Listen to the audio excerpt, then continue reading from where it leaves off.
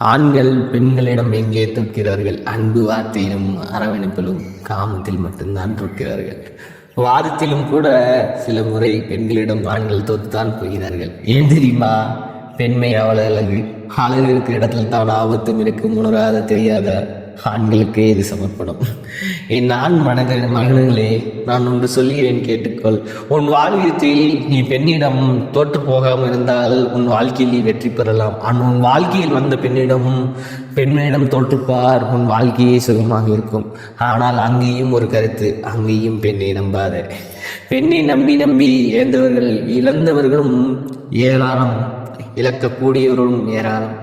ஏன்னா தெரியாது, ஏக்கத்தில் மட்டும்தான் தெரியும். அதை வாழ்ந்து பார்த்தவனுக்கு மட்டும்தான் தெரியும்.